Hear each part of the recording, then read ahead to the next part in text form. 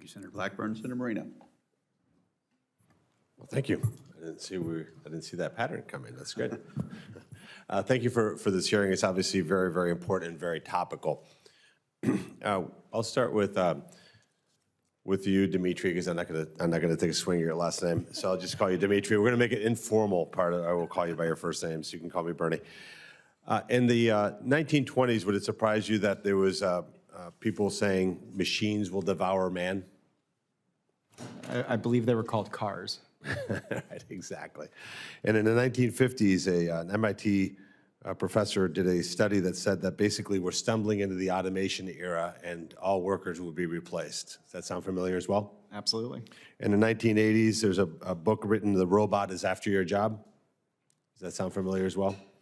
The Excel spreadsheet was also going to replace accountants. Right, exactly. So the doom and gloom has been around forever. And I think what's important for the record is just to talk about employment numbers in America from the 20s to the 50s to the 80s. So in 1920s, when machines were going to devour man, there was 42 million Americans employed. In the 50s, that number went to 63 million. So obviously decently wrong. In the 1980s, that number is 108 million.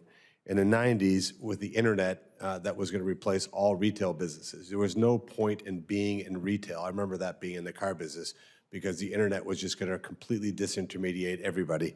131 million people employed. In the 2000s, at the beginning of smartphones, 160 million people employed. And thanks to the policies that we put in place in this Congress, we now have a record number of Americans employed, 172 million. So the Mark Twain expression, the news of our death, is sorely exaggerated, meaning employment continues to grow.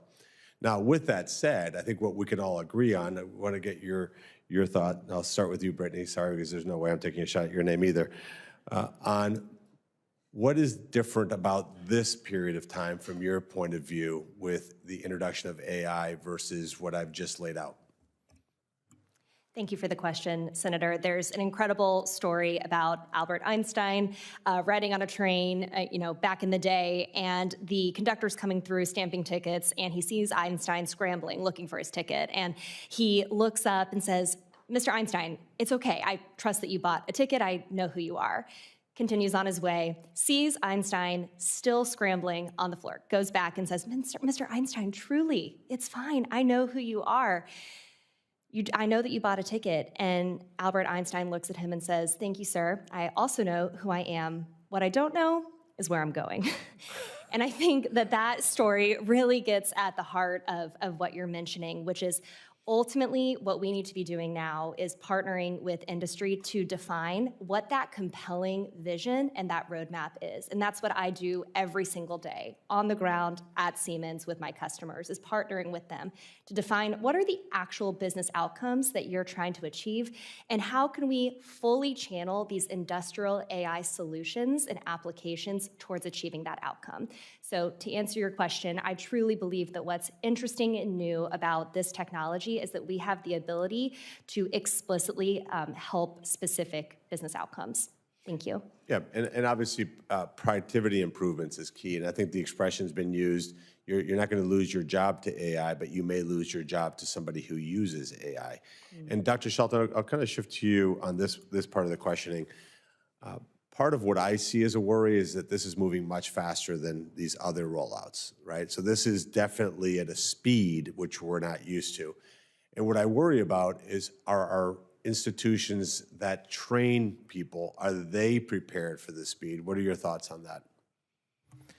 It's a qualified yes, I think, to your question, although I would agree that the speed here is very different. I think something that everybody in this room has had to grapple with AI is we did not perceive automation coming for our jobs or evolving the nature of work for us as largely knowledge workers. And I think, ironically, people more on the manual labor and the blue collar side of the universe has had, several hundred years to get used to the idea of using tools to accomplish more than they could have accomplished on their own. That's why I used the farming example in my opening statement.